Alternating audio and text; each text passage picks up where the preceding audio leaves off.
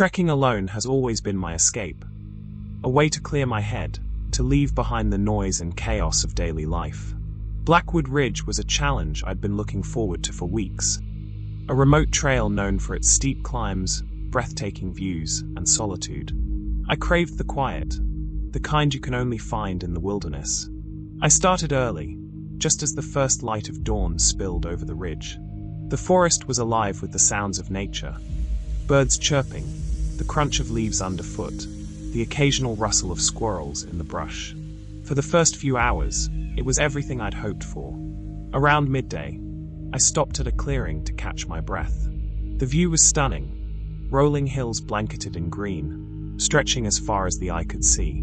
As I sat there, sipping water and enjoying the silence, movement on the trail below caught my eye. A man was walking up the path. At first, I felt a flicker of relief. It was rare to see anyone out here, and I figured it might be nice to exchange a quick hello. But something about him was off. He wasn't carrying any gear. No backpack, no water, nothing. Just a dark jacket and pants. His steps were steady, deliberate, almost mechanical. I waved, but he didn't respond. He didn't even look up. Shrugging it off, I packed up and continued on my way. The trail wound higher into the hills, the forest growing denser. The sounds of nature began to fade, replaced by an eerie stillness. The kind of silence that feels heavy, like the forest is holding its breath. I hadn't seen the man again, but I couldn't shake the feeling of being watched. I kept glancing over my shoulder, telling myself I was just being paranoid. Then I heard it, the faint crunch of footsteps on the trail behind me. I stopped. The sound stopped.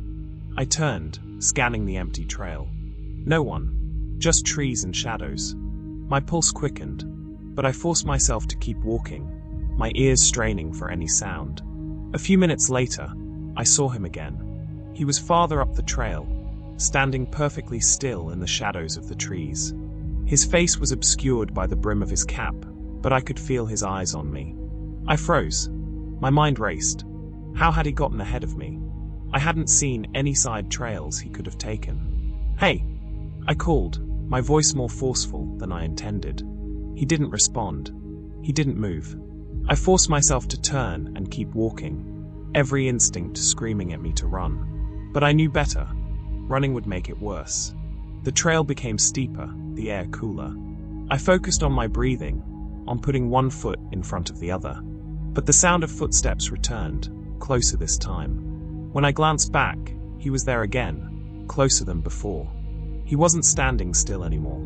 He was walking now, his pace matching mine. I picked up speed, my heart pounding in my chest. Ahead, the trail forked. I took the left path, hoping it would throw him off. It was overgrown, barely visible, and led into thicker forest. I pushed through the branches, ignoring the scratches on my arms and face. I thought I'd lost him until I heard a branch snap behind me. He was there, closer. I couldn't see his face, but his head was tilted slightly, like he was studying me. He wasn't running, wasn't even hurrying, but he was relentless, his movements calm and unyielding. I ran. I didn't care about staying quiet or careful anymore. My only thought was to put as much distance as possible between us. The trail was gone now, swallowed by the forest. I stumbled over roots and rocks, my lungs burning, the sound of my own ragged breathing drowning out everything else. When I finally stopped, I was deep in the woods. No trail, no markers, just endless trees. I strained to listen. Nothing. Maybe I'd lost him. Then, from somewhere behind me, I heard it. The faint, deliberate crunch of footsteps. He was still following me. I crouched low, trying to quiet my breathing, and scanned the trees. That's when I saw him, standing just beyond the tree line. He didn't move, but this time, I saw his face. Or rather, the lack of one. His features were blurred, like a photograph smudged beyond recognition. I don't remember how I found my way back to the parking lot.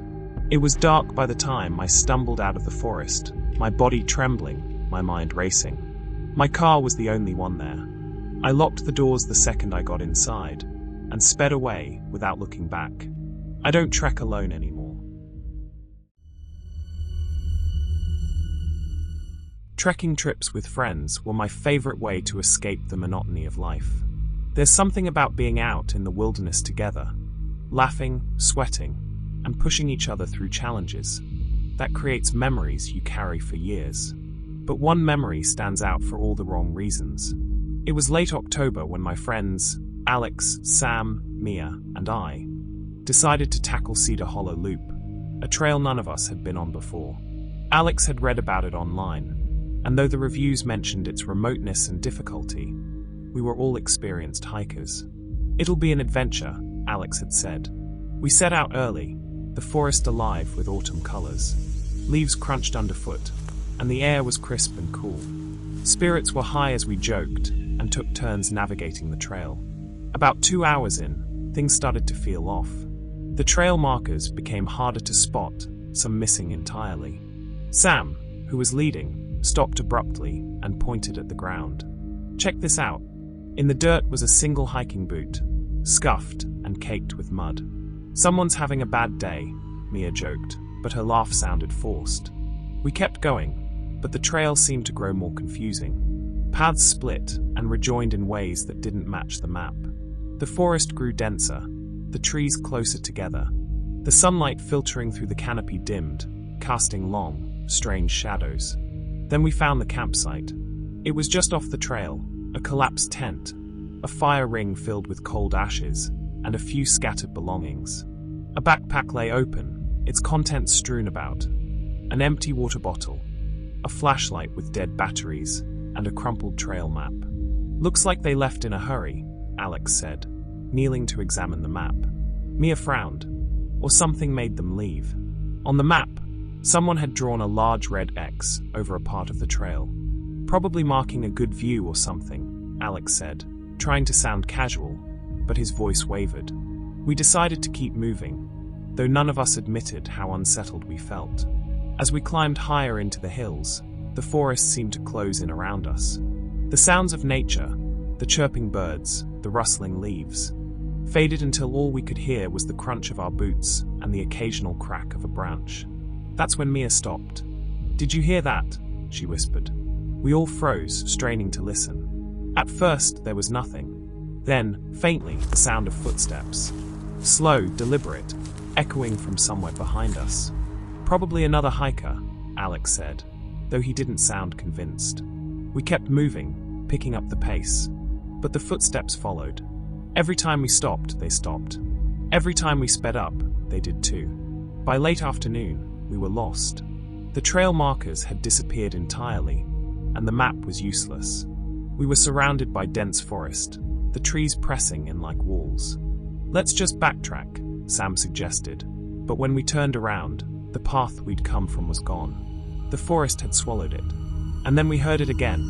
Footsteps, this time faster, closing in. "Run!" Mia shouted, and we did. We tore through the forest, branches clawing at our clothes and faces. I could hear Alex yelling something, but I couldn't make out the words over the pounding of my heart. We burst into a clearing and stopped dead. In the center of the clearing was a wooden sign. It looked ancient, the wood cracked and weathered, the letters carved deep and uneven.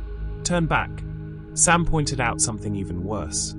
Footprints, our footprints, leading into the clearing from every direction, as if we'd been there before. "This doesn't make any sense," Alex muttered, his voice trembling. And then we heard it. Not footsteps this time, but a low, guttural sound, like a growl or a voice, coming from the trees. We didn't wait to find out what it was. Grabbing each other for support, we ran again, this time with no idea where we were going. The forest seemed endless, the trees twisting together into shapes that made no sense. My legs burned, and my lungs felt like they were about to collapse, but we didn't stop. When we finally broke through the treeline, it was dark. The parking lot was empty, our cars the only ones there. We piled into Alex's car, slamming the doors and locking them. No one spoke as he floored it, the tires screeching as we sped away. We never figured out what happened that day. Mia refuses to talk about it, and Alex hasn't been on a trail since. As for me, I can't stop thinking about those footsteps, how they stopped the second we reached the parking lot.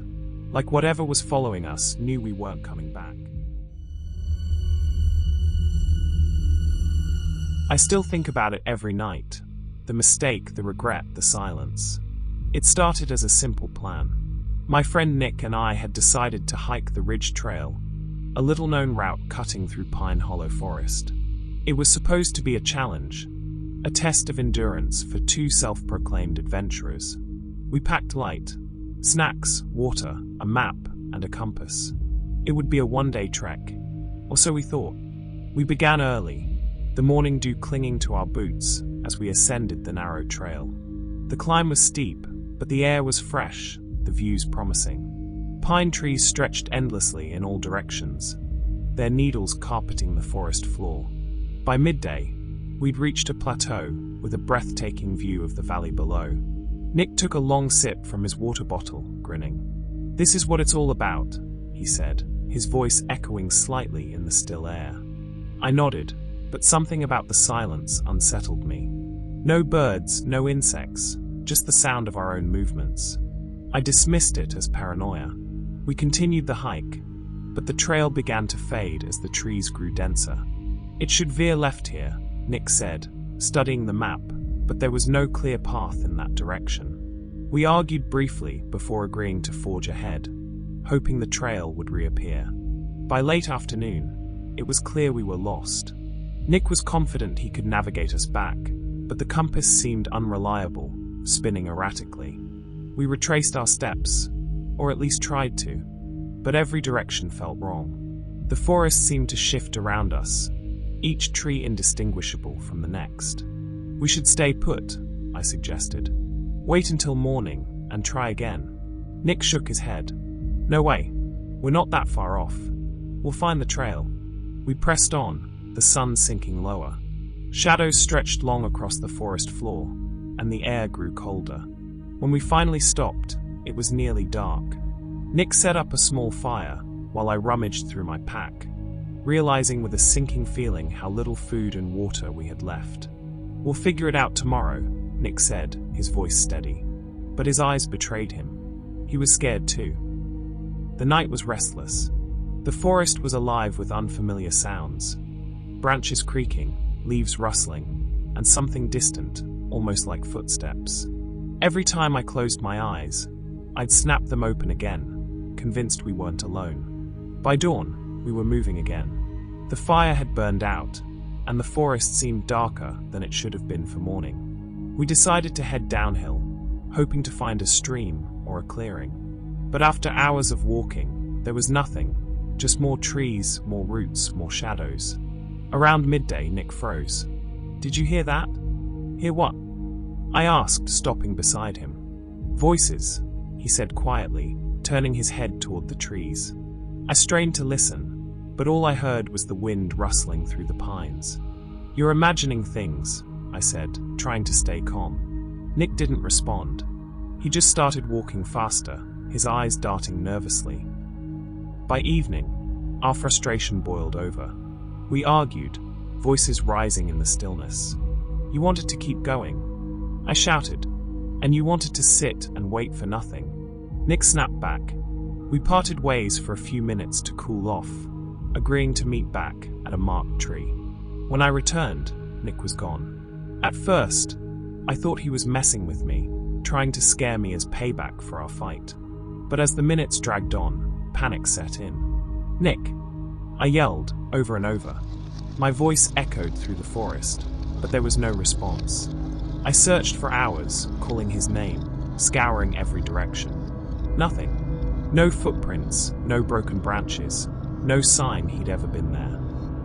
When night fell again, I was alone. Exhausted, I sat against a tree, clutching my pack like it could protect me.